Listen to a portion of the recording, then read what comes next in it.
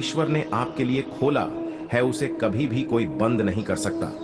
मनुष्य का जीवन केवल उसके कर्मों पर चलता है। जैसा कर्म होता है वैसा उसका जीवन होता है। एक बार माफ करके अच्छे बन जाओ, परंतु दोबारा उसी इंसान पर भरोसा करके बेवकूफ कभी न बनो। मन की गतिविधियों, होश, श्वास और भावनाओं के माध्यम से भगवान की शक्ति सदा तुम्हारे साथ है। जीवन में आधे दुख इस वजह से आते हैं क्योंकि हमने उनसे आशाएं रखी जिनसे हमें नहीं रखनी चाहिए थी। मैं ही इस सृष्टि की रचना करता हूँ, मैं ही इसका पालन पोषण करता हूँ और मैं ही इस सृष्टि का विनाश करता हूँ। जब संसार में धर्म की हानि होगी, अधर्म की विजय, तब मैं इस पृथ्वी पर अवतार लूंगा। शांति से भी दुखों का अंत हो जाता है और शांत चित्त मनुष्य की बुद्धि शीघ्र ही स्थिर होकर परमात्मा से युक्त हो जाती है।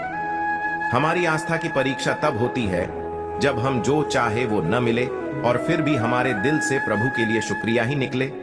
लोग अक्सर सच कहने से बचते हैं या डरते हैं, पर सत्य कभी छुप नहीं सकता और न ही कभी मिट सकता है। कितना भी छुपा लें पर सच तो उजागर हो ही जाएगा। जो बात सच पर आधारित हो उसे करने या कहने और मानने से कभी नहीं डरना चाहिए।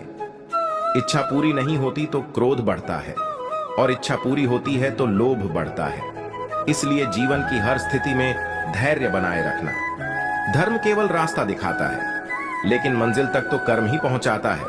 वह जो सभी इच्छाएं त्याग देता है, मैं और मेरा की लालसा तथा भावना से मुक्त हो जाता है, उसे शांति प्राप्त होती है। श्री कृष्ण ने कहा है, अगर तुम्हें किसी ने दुखी किया है तो बुरा मत मानना।